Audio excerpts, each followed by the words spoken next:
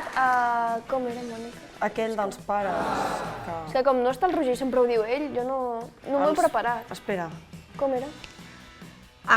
Benvinguts al programa d'Adolescents.cat, el programa que els pares miren d'amagat, però no sona igual. Sí, bueno, és igual. Però, bueno, avui és un programa només de noies, perquè en Roger crec que se'n va de vacances i no està. Aquest és el Roger, avui.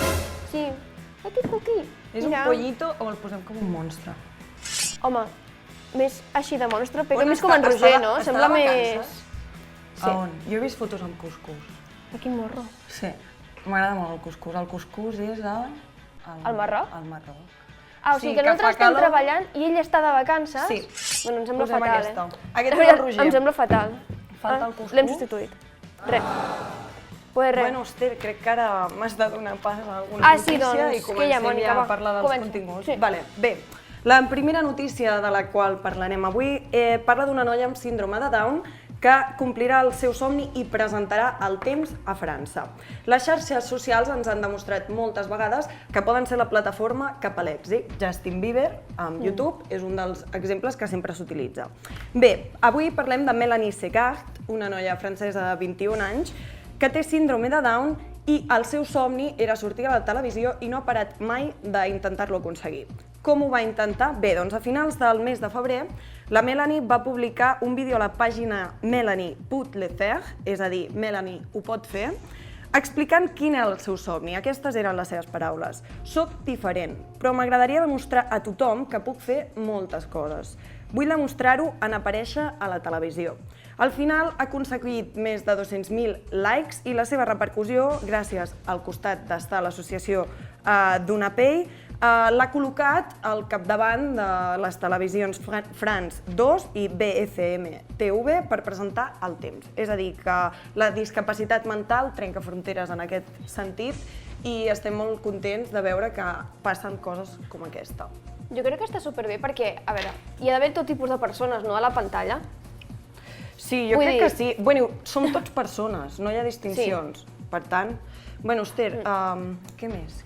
No, doncs d'això que parlàvem ara de que hi ha d'haver tot tipus de persones, resulta que la nova pel·lícula de La Bella i la Bèstia, que suposo que haurem dit, que apareix la protagonista Emma Watson i tot això, doncs hi ha un personatge que és homosexual.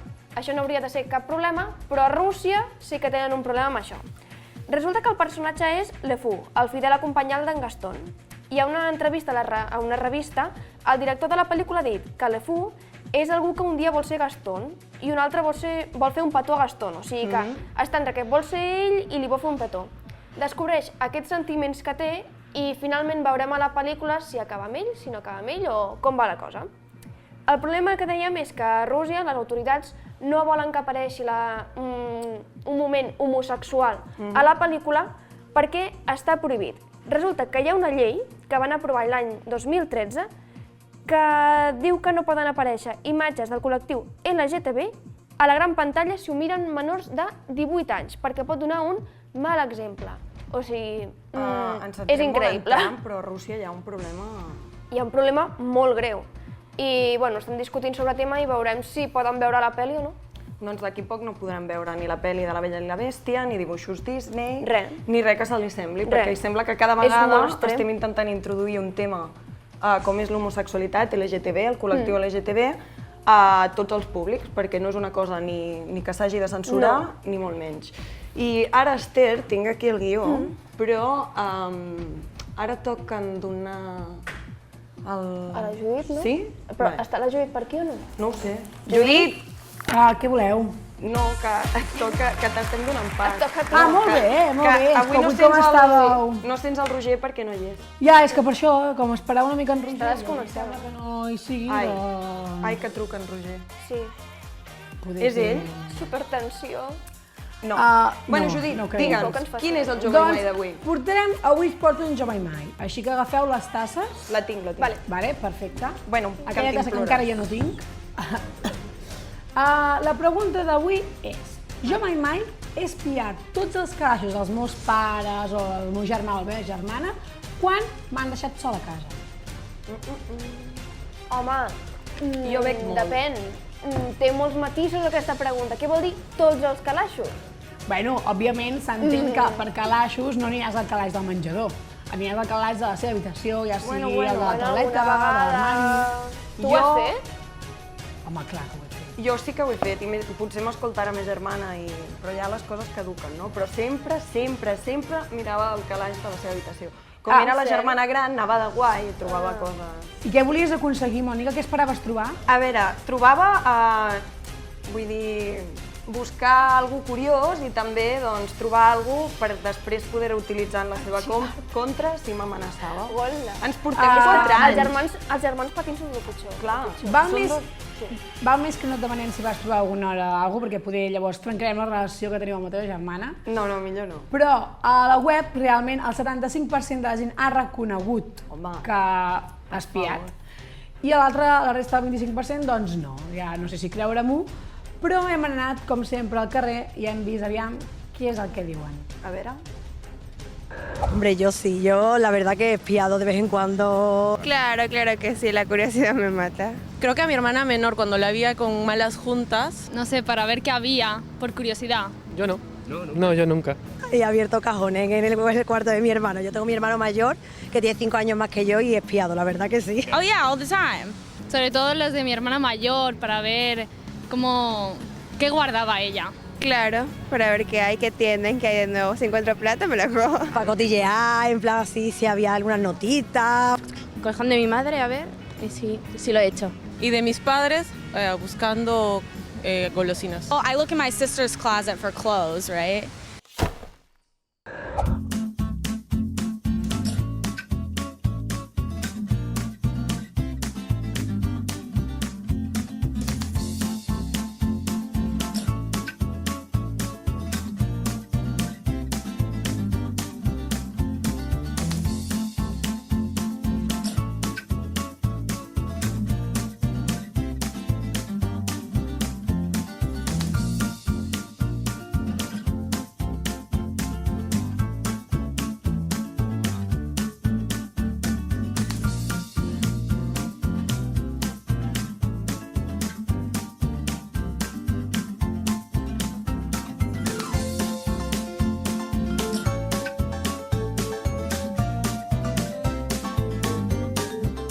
Va, continuem.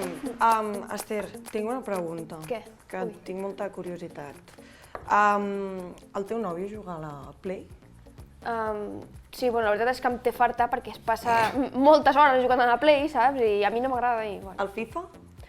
No ho sé. De futbol? Sí, de futbol, sí. És que com no hi entenc... Bé, doncs Esther, no et preocupis perquè potser pots treure profit d'això, perquè no és tan dolent jugar al FIFA. I la veritat és que, per què ho diem, no? Doncs perquè Alberto, un estudiant, ha convertit el FIFA en el millor mètode d'examen per tots aquells exàmens de memoritzar, matemàtiques, fórmules, literatura, noms, història, dates, però com ho ha fet i què té a veure amb el FIFA? Bé, Alberto li encanta el futbol i juga molt sovint al FIFA. Què va fer? Doncs va convertir un equip amb una alineació pròpia, ja que es veu que el FIFA et dona l'opció de ficar els personatges, canviar-los els noms, etc. Bé, doncs, ell havia d'estudiar per un examen de literatura castellana la generació del 27, és a dir, parlem de personatges com Federico García Lorca o Rafael Alberti. Va convertir els 11 jugadors més els de la banqueta en els personatges que havia d'estudiar per l'examen i un mes abans, mentre jugava, es van recordar de qui era Federico García Lorca, què havia fet, etc. És, per mi, un mètode brillant. Jo no sé si canviaré dates d'aniversari o no sé, perquè jo... Està superbé, la veritat, que puguis memoritzar coses que t'agraden, amb coses que has d'estudiar i tot. La veritat és que està molt bé. Sí, és curiós perquè a vegades se saben hasta els noms d'equips de l'Índia. En sèrio? Sí, t'ho juro, tenen una memòria brutal per lo que volen. Però és com les cançons, no? Que quan t'aprens una cançó ja te saps per tota la vida i saps tota la lletra i dius com pot ser que em sàpiga aquesta cançó i no em sàpiga el que entra en l'examen? No sé. És complicat. Bé, l'únic que jo no sé si és bo o no, això que dius tu de memoritzar o si és una virtut, però el que sí que estic segura, Esther, és que la notícia que ens has d'explicar ara és terrible. Sí. Heu de tenir en compte això que us direm ara perquè és superperillós i no ho heu de fer. Resulta que hi ha un noi, en Kelvin, de 23 anys, que ha mort després de consumir alcohol. Qui ha fet perquè li passi això? Doncs bé, s'ha pres una ampolla de tequila sencera de tequila per una aposta. O sigui, molt bèstia. A les imatges que es poden veure és d'una discoteca de la República Dominicana on en Kelvin va acceptar aquesta aposta i es va veure l'ampolla tota sencera de cop. Al final, doncs clar, com la va veure, li van donar un premi que eren l'equivalent a 500 euros, ell supercontent amb el premi i tal, però després va morir per intoxicació etílica, clar, és que és molt bèstia, com diem. Els serveis d'urgències van recollir-lo, van portar-lo a l'hospital, però no van poder fer res per salvar-li la vida. En aquestes imatges que han estat publicades, per alertar les persones que no facin això, que no acceptin apostes de discoteques o de clubs on s'està posant de moda en alguns llocs, fer aquestes competicions amb altres... Absurdes. I que no ho feu amb els amics. És que és terrible. Sí, que en resum ha perdut la vida per 500 euros. Sí, la seva vida valia 500 euros. I per l'orgull de ser el campió en un segon, de veure's una ampolla de Jo tequila. puc. Doncs aquestes coses són les que paguen al final. Ai, canviem de tema. Sí. Que bé ara. Que bé. A veure... Ai, l'Enric. Sí. Enric. Estàs per aquí o no? Hola. Hola, noies. Què portes avui? Estic molt content. Ai, per què, No sé, bon temps, sol, en Roger no hi és, la tele aquesta que fa la selecció... Sí que hi és, Esperem que no vegi el programa. En forma d'emoticona, però hi és. Està molt bé, s'està molt bé. Bueno, què ens portes avui? Avui el que us porto és, una altra vegada, hem sortit al carrer a demanar als adolescents que endevinin una cançó a través d'un emoticono. Però abans vull que ho intenteu vosaltres, vale? Pista, cançó en anglès, emoticono, un sol emoticono, el nen petit aquell, el bebè, sabeu què vull dir? A veure, proveu de dibuixar-ho. Bueno, Esther, el proves de dibuixar tu? Un bebè. Un bebè? Jo? Vale, pues... Jo ja sé quin és, però... Bebè maco, Esther? Buah. Ai, és supercookie. És una mica poco jo.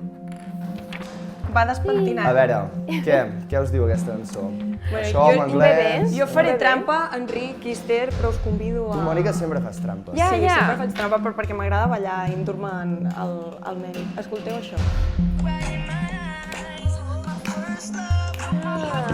Esther, has de ballar. Va.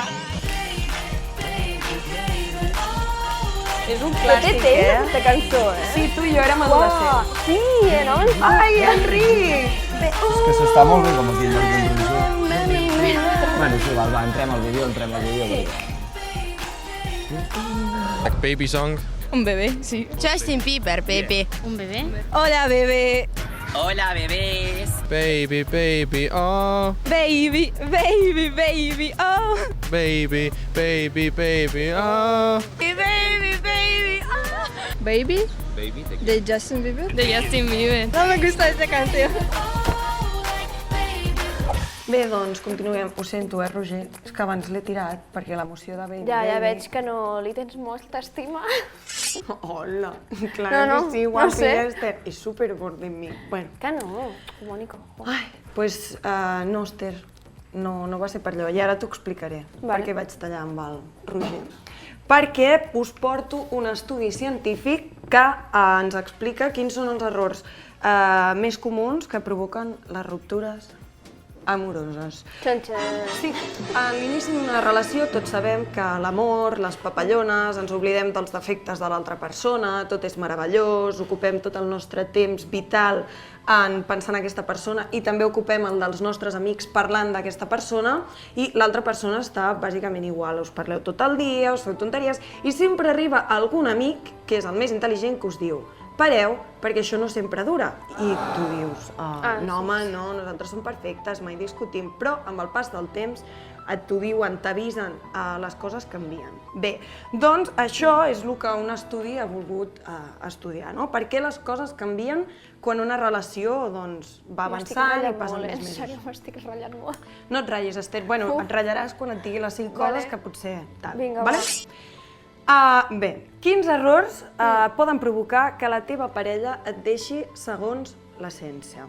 Per arribar a aquesta conclusió s'ha entrevistat a més de 50.000 persones que havien d'apuntar 6 característiques que havien fet o que farien que deixessin la seva actual parella. Quines són? Número 1. Falta del sentit de l'humor. Jo crec que tens sentit de l'humor, Esther, no has de patir. Número 2, males relacions sexuals. Aquí jo ja no hi entro. Home, aquí hi ha un problema. Vull dir...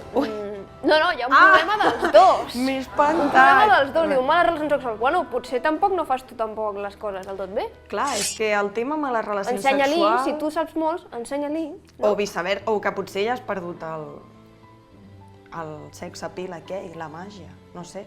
Poden passar moltes coses, però aquesta és la número 2. Preguntar-li a la teva parella què tal, no? Perquè això, si no, no ho descobriràs mai. La número 3, la distància. Una parella a distància, jo ho sento molt, però des del meu punt de vista és molt complicat i jo no sé si podria. És complicat. Número 4, poques activitats en parella. És a dir, al principi sempre quedes i al final ja només et veus... Tapalanques... Què fem avui, no? No sé, digues tu alguna cosa... No, això mata la parella. Número 5, el desordre. Perdona? Si no viviu junts, potser encara no ho noteu, però si compartiu algunes coses, doncs sí. Però si sou molt desordenats els dos, què més dona? Doncs, bueno, llavors és igual, però jo, per exemple, jo amb el desordre no podria, vull dir... La meva parella ja ho sap, això. I ara, l'última, la falta de ganes per fer coses noves, que està una mica relacionat amb les poques activitats en parella. Doncs així que ja ho sabeu, si no voleu que la vostra parella us deixi, científicament parlant, aquestes són els 6 errors que provocaran que la teva parella es distanci. Doncs, bueno, no sé, ho tindrem en compte, suposo, de cara al futur, però vaja, suposo que tot això depèn de la persona, no? Sí, depèn de la persona, cadascú té la seva vida... Tothom reacciona d'una manera diferent. I ara canvio molt de tema, perquè no té res a veure això amb l'altre, però com reaccionen els vegetarians quan mengen carn després d'un temps? Doncs, bueno, això que dèiem de parlant de gustos i tot això, que cadascú té la seva vida, i, per exemple, els vegetarians han escollit no menjar carn, no menjar productes animals. Ni peix, ni... Doncs hi ha un canal a YouTube que ha fet un vídeo on experimenta amb vegetarians. Resulta que els ha demanat a 3 vegetarians que provin carn quan fa molt temps que no ho provaven. Aquestes 3 persones, una feia un any que no tastava carn, una altra feia 5 anys i l'altra feia 30 anys. O sigui, 30 anys sense menjar carn. Jo em moro. I li han posat el pla del davant i ho han tastat i a alguns els ha agradat més, als altres menys, però bueno, no sé. Clar, és que suposo que ja les teves papil·les gustatives ja perden... Clar, no estàs acostumat ja... Jo sense paella no podria viure, així que no... I porta peix... Ah, això t'anava a dir. Bueno, clar, però els vegetarians se suposa que tampoc no mengen peix, no? O què? No, és que hi ha els vegetarians, els peixetarians... Un dia li hem de preguntar a la Natàlia que ens ho expliqui. Hi ha uns que són com flexi-vegetarians o alguna així, en plan, que tu no menges carn, però a vegades sí. És raro. És molt raro. Jo no sé si és vegetarià o no, però bueno, li hem de donar l'entrada. Ernest, TIN FM. Ja és aquí, TIN FM, la ràdio musical d'adolescents.cat. Descarrega-la a l'APP Store i a Google Play i gaudeix dels grans èxits actuals de la música pop i R&B. TIN FM. TIN FM. Non-stop music. Doncs aquí estem a la secció de TIN FM, com cada setmana, on repassem les 5 cançons més importants de la setmana. De fet, no són 5, són 3. Ara ve colat, no sé ben bé per què. Però vaja, anem-hi, vinga, família. Número 3 aquesta setmana, la més nova de Katy Perry, que ens posa fins a tots, que es diu Change to the Rhythm, amb la col·laboració de Skip Marley. Número 2 per Something Just Like This, la nova proposta dels novaiorquesos de Chainsmokers, amb la veu de Coldplay, de Chris Martin, el cantant de Coldplay. I número 1, com no podia ser d'una altra manera, Ed Sheeran amb el seu Shape of You. Recordeu que vindrà a presentar el seu nou àlbum Divide el dia... Esther, és el dia 9 d'abril? 9 d'abril, Ed Sheeran el Sant Jordi o el 7? Sí, el 9. El 9, no? Sí. El 9, doncs el dia 9. Serà a Barcelona cantant, entre d'altres, aquesta cançó. Per cert, ja sabeu que fa pocs dies a Barcelona hi va haver el Mobile World Congress i també hi havia una fira de tecnologia, ciència, focalitzada en el món del mòbil per a joves. Els adolescents.cat hi vam anar i aquest n'és el reportatge que n'hem extret. Per cert, soc miop, no és que sigui un snob i vagi de guais i m'hagi comprat unes ulleres així xules. No, vull dir que no m'hi veig bé. El que passa que abans no portava ulleres perquè no em quedaven tan bé. Perquè em queden bé o no? Digueu-me alguna cosa. Som a la Fira de Barcelona, on des de finals de febrer fins al 2 de març s'hi ha celebrat el IOMO, on la ciència, la tecnologia es troben amb el mòbil i tot això destinat i pensat per al públic jove. I per això Adolescents.cat som aquí per veure què s'hi cou, cap on avança tot i us ho portem a casa. Veiem com podíem volar per l'aigua i després anàvem com a un cotxe i anàvem lliscant i era molt, molt guai. Sembla com que quan vas per la carretera va com així el cotxe i el seient ho feia així. Hem fet uns tubs per transportar les caниques d'un lloc a un altre sense que es caiguin o s'atasquin. Això és un sandbox, un calaix de sorra que serveix per... Tu modeles un terreny i aleshores un sistema un sensor d'alçades et va creant línies de nivell. Aleshores, tu pots simular pluja obrint la mà, veus com comença a caure aigua per aquí i aleshores pots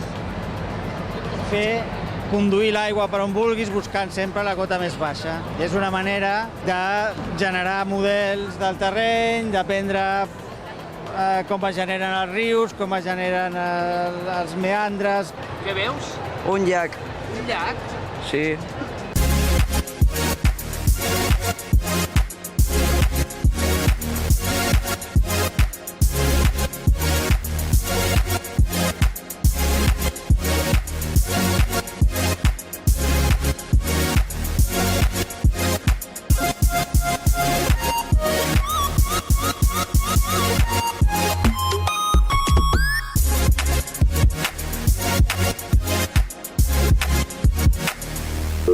Goodbye.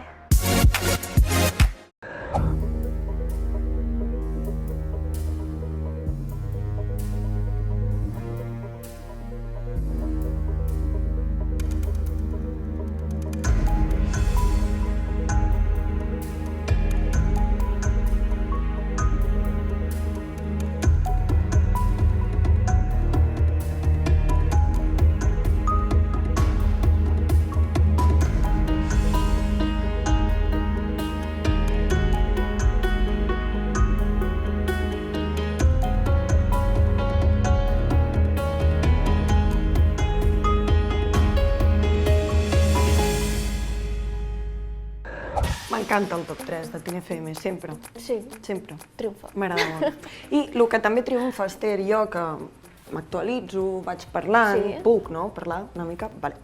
Bé, doncs us vull parlar del canal de YouTube dels germans catalans de només 17 anys, que són Emilio Martínez i Ivan Martínez. El seu canal de YouTube es diu Martínez Twins i ja tenen més de 500.000 de seguidors. Però això no és tot. Entre les seves dues xarxes socials a Instagram tenen més d'1,5 milió de seguidors i tots els comentaris són de gent que està enamorada d'ells perquè són molt, molt, molt, molt guapos. Bueno, a mi m'agraden. I més coses que et dic jo, Esther. Fan vídeos a Martínez Twins molt divertits perquè fan challenge, fan coses de riure, es pregunten entre ells quines noies els agraden més. Fem una cosa, Mònica. Deixem que els espectadors agafin ara, quan acabi el programa, que posin el canal de YouTube, que ho mirin i nosaltres ens acomiadem, vale? Perquè sempre em talla. Vinga, va, Mònica, diguem adéu. Sí, ara diguem adéu, no? Mònica, va, adéu! Ens podeu seguir a tot arreu, a tot arreu, a tot arreu. A les xarxes socials, a